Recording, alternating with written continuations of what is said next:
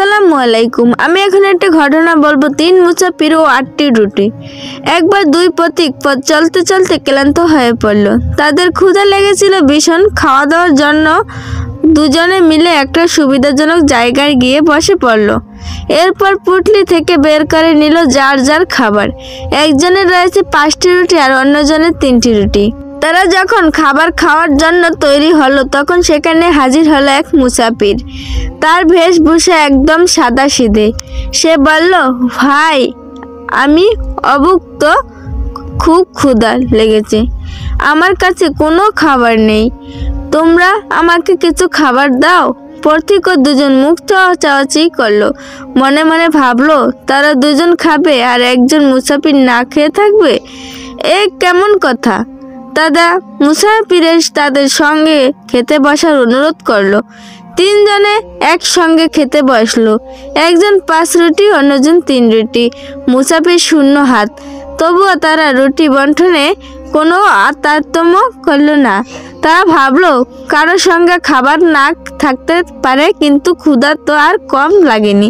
তাছাড়া একসঙ্গে খেতে বসে একজন বেশি খাবে আর একজন কম খাবে, তাই বা কেমন করে হয়। 3 জন সমান রুটি খেলো। খাওয়া দাওয়া শেষ, এবার বিদায় পালা। মুসাফির চলে যাবার সময় পথিক দুজনে 8টি দিরহাম বকশিশ দিল। বলল, ভাই, আমি শুধু তোমারটাই খেলাম, তোমাদের কিছু খাওয়াতে পারলাম না। এই নাও 8টি দিরহাম, তোমরা দুজনে ভাগাভাগি করে নাও। মুসাফির চলে গেল, কিন্তু সমস্যা বাঁধলো দিরহাম ভাগ করে নিয়ে। যার 5টি রুটি সে বলল, আমার 5টি রুটি ছিল, সুতরাং আমি পাবো 5 দিরহাম, আর তোমার 3টি রুটির জন্য পাবে 3 দিরহাম। কিন্তু তিনি রুটিওয়ালা সে হিসাব মানতে রাজি হলো না। সে বলল, না, আমি তোমার হিসাব রাজি নেই, আমরা দুজনই খেয়েছি সমান সমান, সুতরাং তুমি পাবে 4 দিরহাম। প্রথমজন বলল, তা কি করে হয়, তুমি 3 রুটির জন্য 4 দিরহাম পাবে আর আমি 5 রুটির জন্য 4 দিরহাম পাবে, এটা কি কোনো আইনের কথা হলো। এ নিয়ে দুজনের মধ্যে বেঁধে গেল তর্ক। কারো কথায় কেউ রাজি নয়, কিছুই তারা মীমাংসা আসতে পারছে না। অবশ্যই একজন বলল, শোনো, এভাবে বিবাদ করো তো কোনো লাভ নেই, চলো আমরা আমিরুল মুমিনিন হযরত আলী রাদিয়াল্লাহু তাআলার কাছে যাই, তিনি যে বিচার করেন তাই আমরা মেনে নেব। এরপর দুজন মিলে গেল হযরত আলীর কাছে। তারা সব কথা বলে ন্যায় বিচারের জন্য ফরিয়াদ জানালো। হযরত আলী মনোযোগ দিয়ে কথা শুনলো। কিছুক্ষণ তিনি মনে মনে কি যেন ভাবলেন। পরে বললেন, 3 জনের সমান খেয়েছো, তাই উভয় ঘাড় নেড়ে বলল, হ্যাঁ।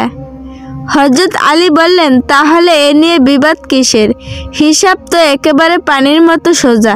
যার 5টি রুটি সে পাবে 7 দিরহাম, আর যার 3টি সে পাবে 1 দিরহাম।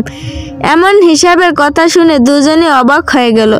7 দিরহাম আর 1 দিরহাম ভাগ হলে কোনো হিসাব তারা কিছুই বুঝতে পারল না। হিসাব বুঝতে না পেরে দুজনই হা করে তাকিয়ে রইল হযরত আলীর দিকে। ইমাম আলী তাদের মনের কথা বুঝতে পারল।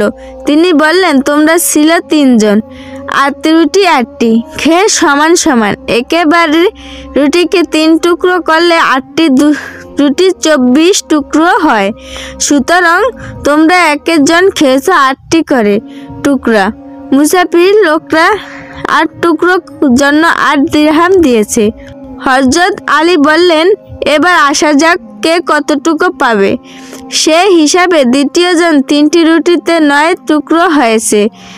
9 টুকরো 8 টুকরো সে নিজে খেয়েছে, মাত্র 1 টুকরো পড়েছে মুসাফিরের ভাগে, সুতরাং সে 1 দিরহাম বেশি কিছুই পেতে পারে না। আর একজনের 5 রুটিতে হয়েছে 15টি টুকরো, তার মধ্যে সে নিজে খেয়েছে 8 টুকরো, বাকি 7 টুকরো খেয়েছে মুসাফির, সুতরাং সে পাবে 7 দিরহাম। হযরত আলী হিসাব কথা শুনে পথিক বিস্মিত হলো। তার বিচার বুদ্ধির পরিচয় পেয়ে দারুণভাবে মুগ্ধ হলো। তার আর কোনো ওজর আপত্তি না করে নীরবে মেনে নিল বিচারের রায়। কথায় কেউ রাজি নয়, কিছুই তারা মীমাংসা আসতে পারছে না। অবশ্যই একজন বলল, শোনো, এভাবে বিবাদ করো তো কোনো লাভ নেই। চলো আমরা আমিরুল মুমিনিন হযরত আলী রাদিয়াল্লাহু তাআলার কাছে যাই, তিনি যে বিচার করেন তাই আমরা মেনে নেব। এরপর দুজন মিলে গেল হযরত আলীর কাছে।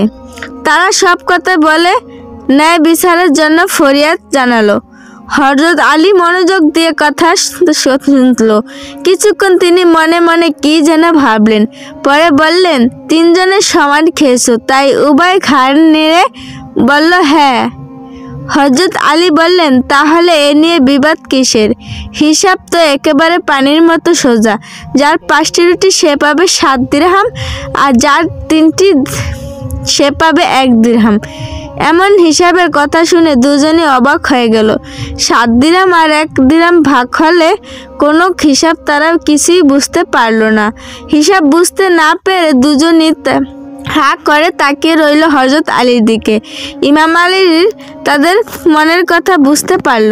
তিনি বললেন, তোমরা ছিল 3 জন, 8 রুটি 8টি, খেয়ে সমান সমান। একেবারে রুটিকে 3 টুকরো করলে 8টি রুটি 24 টুকরো হয়। সুতরাং তোমরা এক জন খেয়েছো 8টি করে টুকরা। মুসাফির লোকরা 8 টুকরোর জন্য 8 দিরহাম দিয়েছে। হযরত আলী বললেন, এবার আসা যাক কে কতটুকু পাবে।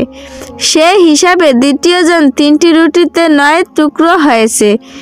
9 টুকরো 8 টুকরো সে নিজে খেয়েছে, মাত্র 1 টুকরো পড়েছে মুসাফিরের ভাগে। সুতরাং সে 1 দিরহাম বেশি কিছুই পেতে পারে না। আর একজনের 5 রুটিতে হয়েছে 15টি টুকরো, তার মধ্যে সে নিজে খেয়েছে 8 টুকরো, বাকি 7 টুকরো খেয়েছে মুসাফির। সুতরাং সে পাবে 7 দিরহাম। হযরত আলী হিসাব কথা শুনে পথিক বিস্মিত হলো। তার বিচার বুদ্ধির পরিচয় পেয়ে দারুণভাবে মুগ্ধ হলো। তার আর কোনো ওজর আপত্তি না করে নীরবে মেনে নিল বিচারের রায়।